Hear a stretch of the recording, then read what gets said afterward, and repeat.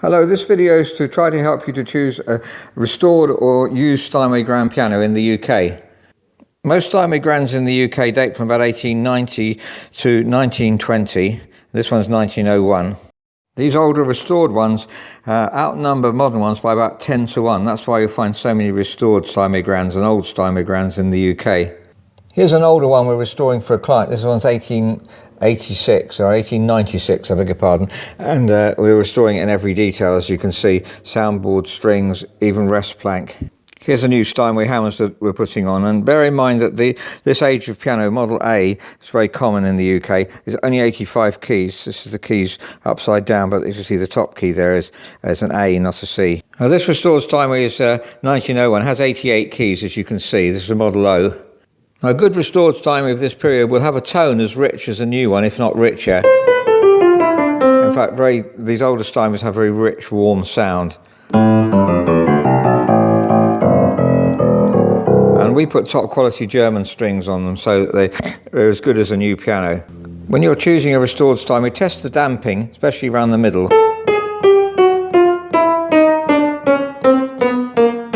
It should cut off really evenly. Now, sometimes they have dampers up to this point here, wedge dampers. We prefer wedge dampers right up to here because you get better damping with wedge dampers. Now, a major factor on restoration is the touch weight. We spend a lot of time getting this exactly right, weighing off the keys. Now, on this age of Steinway, it should depress about 47.5 grams with the right hand pedal depressed. So you have to depress the pedal when you're doing it. Now, obviously you haven't got these touch weights that we use. So if I put the touch weight on top of the sharp, might need to encourage it by hitting the bottom of the keyboard, but they should all be weighed off at about 47.5 grams.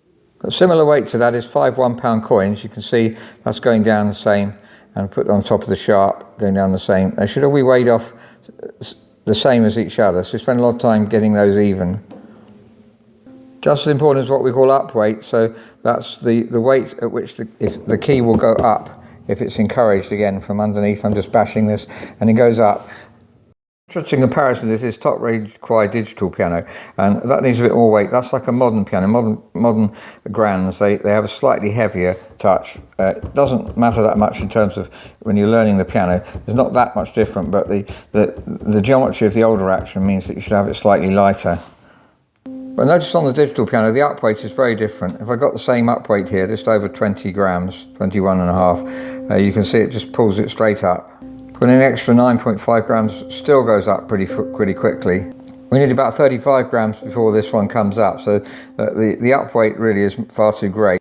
And on this cheaper range digital piano, we have down weight here, again, roughly the same as the modern grand piano. But the up weight is almost the same as the down weight, so that really has no difference between up and down weight. That's just why it sort of feels so different from a real piano.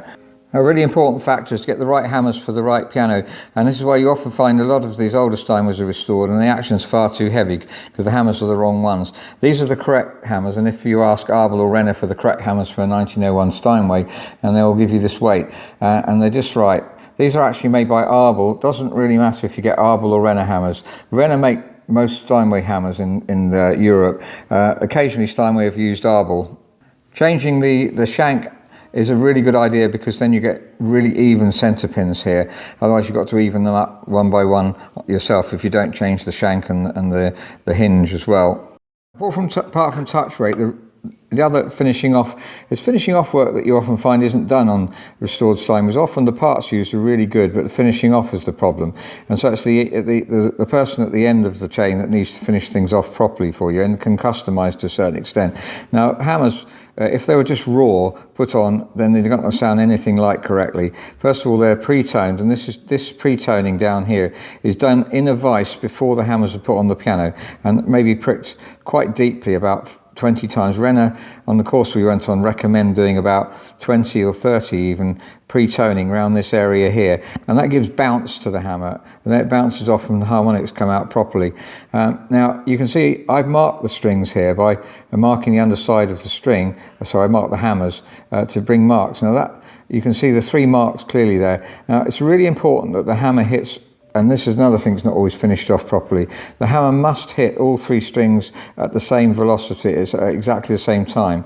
You can see there, now this does show up for me whether possibly that one is not hitting that string on the right as early as it's hitting those 2. So I'm going to investigate that, but it may just be that the line, the underside of the string that we painted, by the way, paint it very gently, they don't damage the string at all, but this is done for an accorder toning as well, so I can tone in the middle between, so that where it hits in the unaccorder pedal, it hits between there, and then we can tone that properly. But there we're going to have a look. Now if these are not lined up so they hit all 3 together, then you're going to get a very bad harmonics, thin tone as well, all sorts of problems. It's really crucial that they hit all 3 strings at the same time.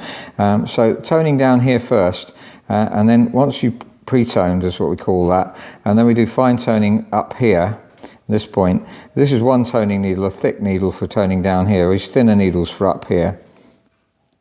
Now here's the thinner needles, 3 needles in that toning needles here, thinner needles tone around this area here, and then finishing off extremely carefully, and this is why you need the string marks, because new hammers don't have marks of the string. Can't seem to, that's better focus.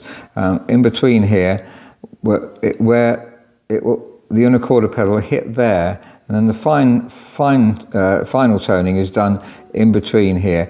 Now you will stray slightly onto that point there, but if you can always just adjust that afterwards.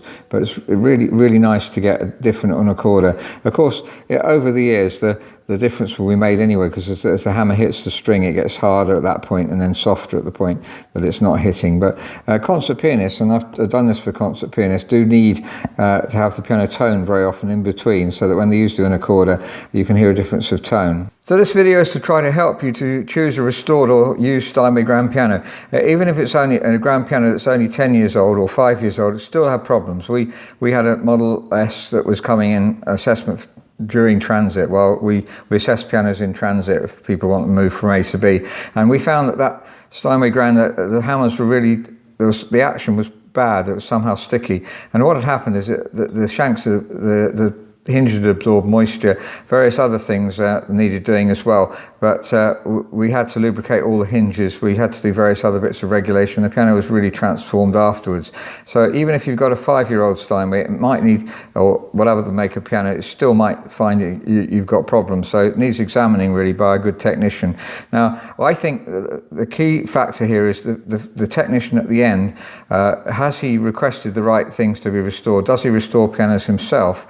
These are the important factors. And then finishing off things like unaccorder pedal, is he really keen to get the action exactly right? So when you're choosing a Steinway, damping we talked about, that's one way of telling if it's finished off properly. If you get, for instance, in this area some damping that's not working very well, if that's not working well, they haven't bothered to finish off the regulation and fine adjustments on the piano, and if it just doesn't feel right, then that's really important. It must feel exactly right, nice and even.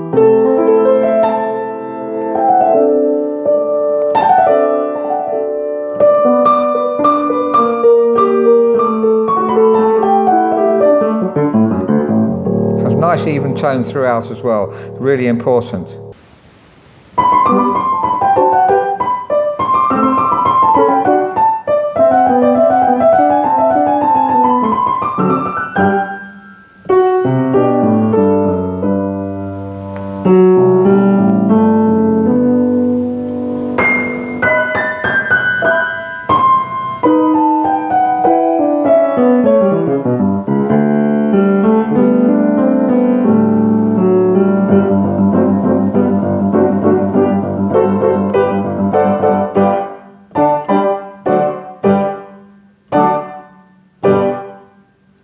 Thank you very much for listening.